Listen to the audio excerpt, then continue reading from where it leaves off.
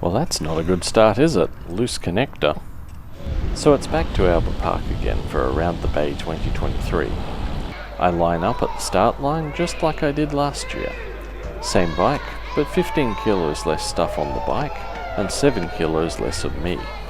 And this year I actually know what I'm up for, which is both reassuring and terrifying at the same time.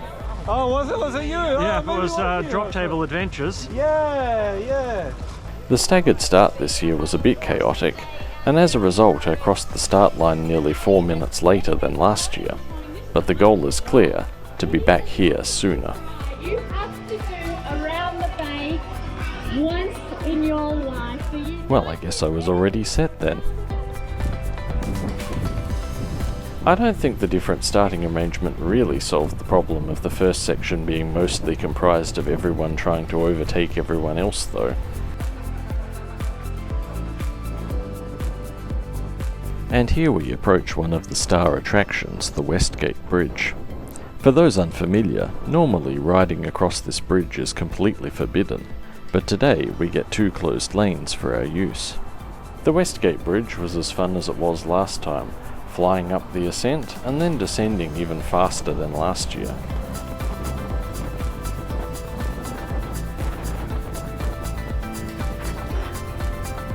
The potholes at the bottom are still there, and they're worse than last time.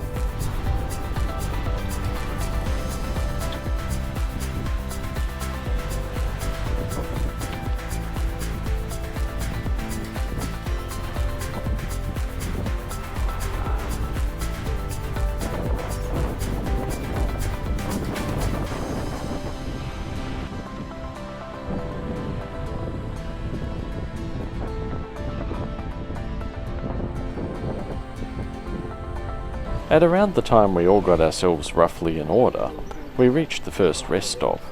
I thought this was a pretty quick run. I've not only made up for the 4-minute late start, but I'm here 15 seconds sooner than last year. Fill the water bottle and consume the first energy gel, an espresso flavoured one with copious quantities of caffeine.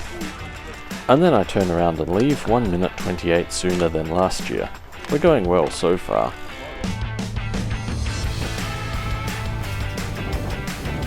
And then we head out towards Geelong. At this point I've opened up a pretty good lead on last year's time. A right turn assisted by traffic control, and then we head towards the freeway. We head down the on-ramp with permission to enter one entrance before it's normally allowed. You can already see though that this is going to be different from last year. 3 changes in fact.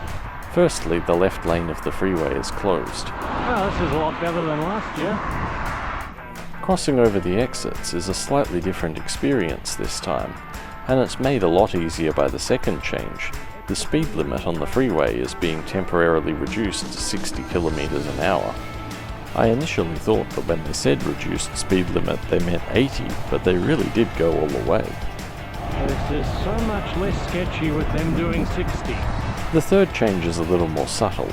The shoulder has had a street sweeper run over it in preparation for the event. Much less debris and other assorted crap in it, and significantly less of us stopped on the side of the road with punctures. It was still intended that we ride in the shoulder and not use the closed freeway lane, although that wasn't exactly well publicised.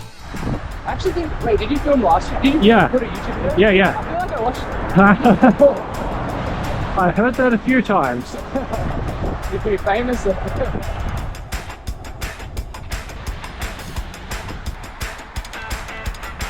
And rest stop number 2, Little River. 30 seconds ahead of last time I pull up into the crowd, and curse the brand new bike saddle. I should have kept the well-worn one on there. It's just so uncomfortably hard. More water and another gel, and we've got no time to lose. I ensured I left the rest stop earlier so I didn't freeze, although it was a touch warmer than last year. But in my hurry to leave, I forgot something. Oh.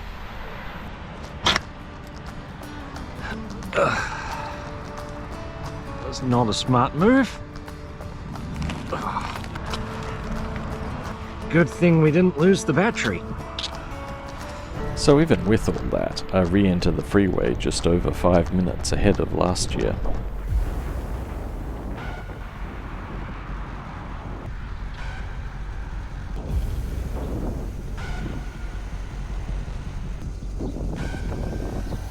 And around this point, the bike lane's still the gravel lane. I mean, I know gravel biking's increasing in popularity, but this is ridiculous.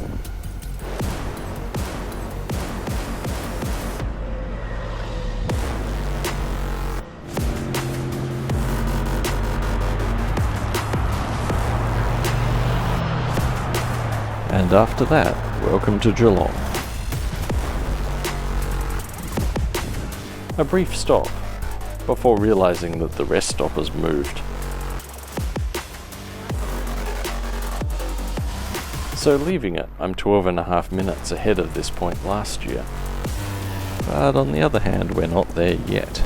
It's a quick trip along the Geelong foreshore to where the rest stop is this year.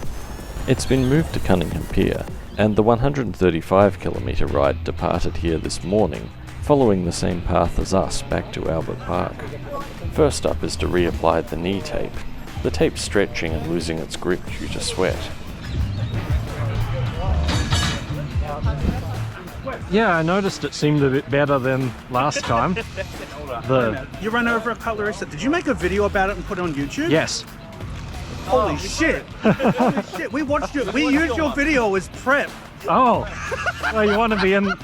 You want to be in the next one? I mean, well, we're here right now. I think I'm filming. Yeah, I'm filming. E-bike, right? Yeah. Oh my god! Wow, what are the ads? You're like the only person that's made a video about this event. Yeah. Second up, there's a battery swap to do. The first battery's not actually empty yet, but I'm swapping to the second because it's not going to last all the way to the ferry. Plus, I wouldn't want to risk discovering there's something interesting that has to be done to reset the BMS cutout if it's empty. And now for some bad news. I was here for 25.5 minutes? Leaving the rest stop, I'm nearly 14 minutes behind last year's position. Through Geelong again, and well, it doesn't seem quite as inconceivable as it was last time that I rode all the way to Geelong. After all, I've done it once before. And then it's just time for the long, gradually uphill ride down the peninsula.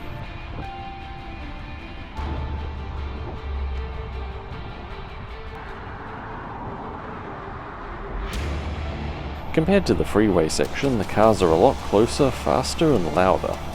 But it's just not feasible to close a lane here, as there is only one. So it's a left here, I guess? Yeah, that was potentially the wrong way. Or was it actually better than going through the roundabout? I'm not actually sure.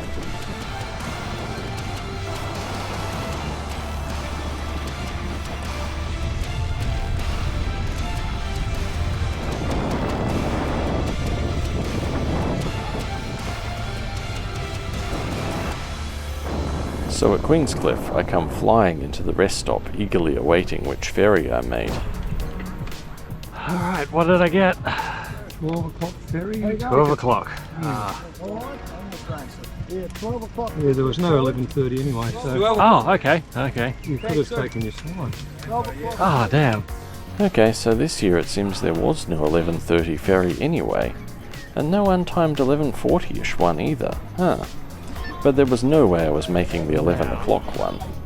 Time to go grab my satchel and my lunch. It's 11:39, so ferry boarding is going to be any minute now. Don't want to carry that with you. Of course not. That's why I gave it to you. Yeah, I can bring it back there. Oh, yeah. Can I bring it back once I've gone on the ferry? I don't think so. Ah, that's a potential setback in the plan. So those of you who watched the preparation video will know that this is the secret weapon. In the satchel is a large battery pack, which I'm going to use to put some charge back into the grey battery from now to when I get off the ferry. The plan was to drop the battery pack off on the other end of the ferry trip, after the charge from it is in the e-bike battery. Not before, when it isn't. And that's the boarding call for the ferry, so time to run and grab my lunch. Can I get both? Yeah. Thank you. Ham's fine here. Thank you.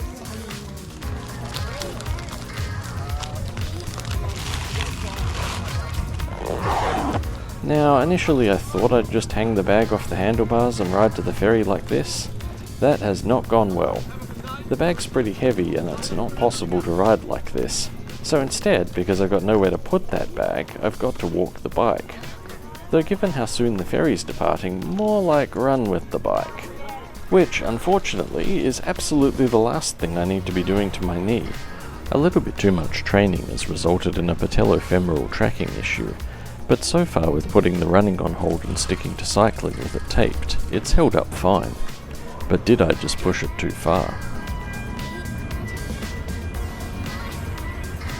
But I think I got away with it. If I had made my knee angry, I'd certainly know climbing the stairs to the top deck. And as I eat my lunch, the battery gets some charge. As late as I was running compared to last year, the 12 PM ferry was a different story. We actually left the dock 8 minutes earlier than last year's 12 PM ferry, completely erasing my late arrival to Queenscliff. By the time we got to the other end though, the ferry had gone slower, reducing this gap to only 2 minutes.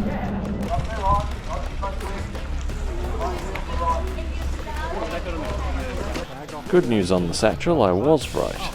Although the team for the Classic were unaware of it, this is the drop-off/pickup point for the 200km riders who just ride down to here and back, no ferry involved.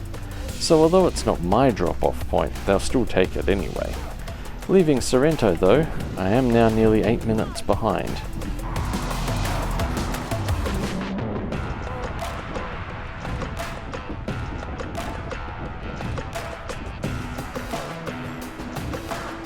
Along here is certainly an amazing view, but maybe I appreciated it a bit too much. Rolling into Safety Beach, I was another 30 seconds behind.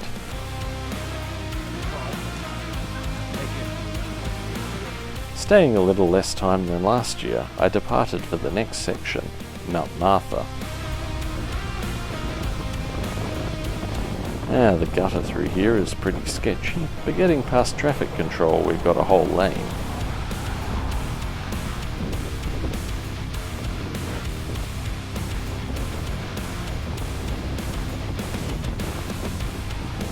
Using the e-bike to power up the hills, I made some time back until we hit an unexpected issue. 2 dogs loose on the course. One, appearing to be a golden retriever, seemed to be loving the attention. But the other, a German shepherd, was pretty aggressive, especially towards the traffic controllers who tried to get it off the course.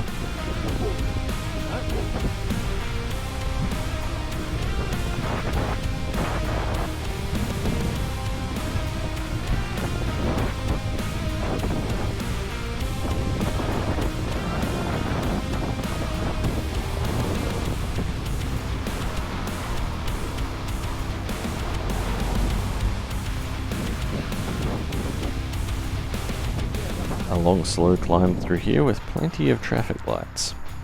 Then we've got the descent into Frankston.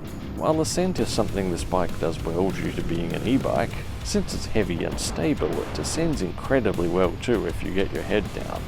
Every time I looked down at what speed I was doing, it was faster than last year.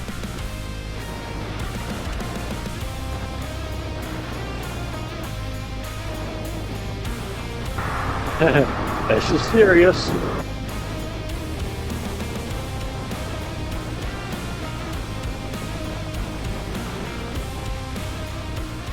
But by the time we rolled into the Frankston rest stop, I'd somehow misplaced another 10 seconds.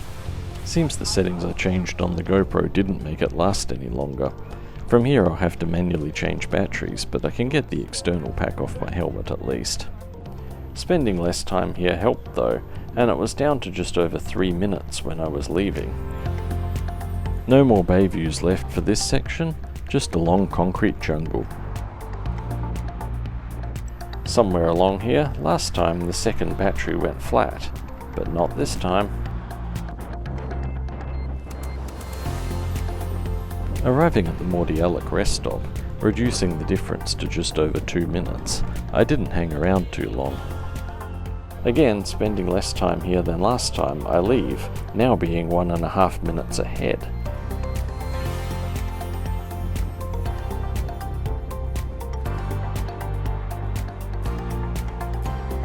Now the second battery's flat. Time to swap back to the one I charged on the ferry ride. It's showing up as full. Really? I didn't spot it at the time, but my right-hand pedal is actually broken. But I did notice that the power bank running my phone had died and my phone was nearly flat. I turned the screen off, I don't need the map. But would it last until I reached the finish line? The brand new saddle was becoming increasingly uncomfortable, but there wasn't far to go. Along here though, I was quicker than last time, gaining on my previous position. Followed by hitting more red lights than I had last time, I had no idea how I was actually going. Was I behind last year or in front? It didn't seem noticeably later. Stick to the right-hand side, not the left, the right. Cool. Thank you.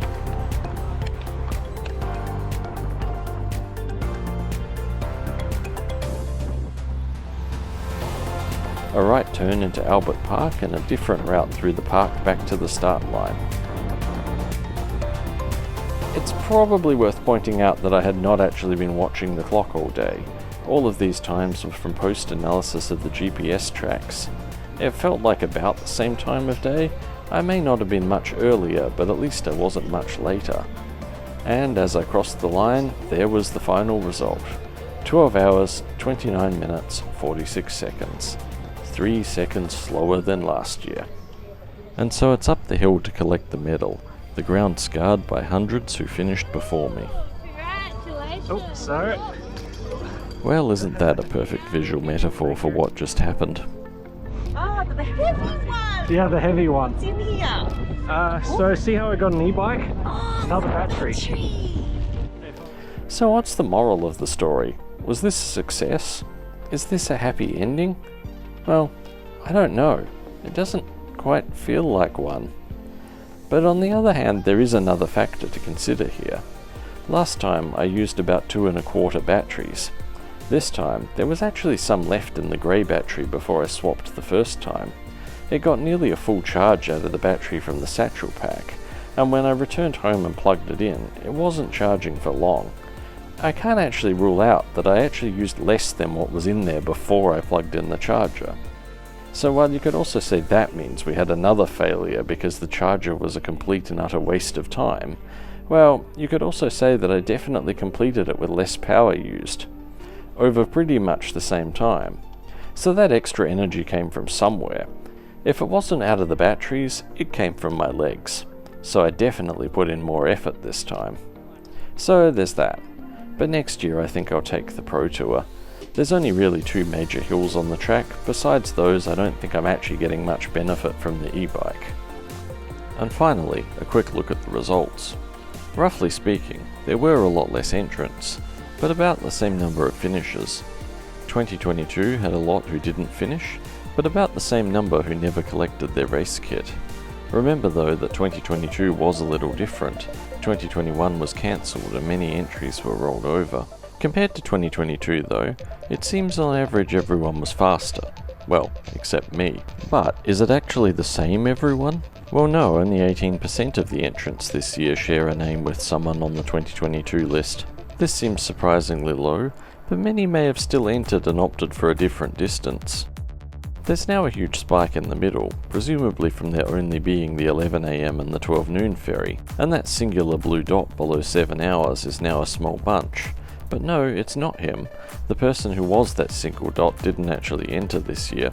Lastly, I thought I was more on the tail end this time than last time. From this, yeah, it seems like that actually was true. Oh well, let's do better next year.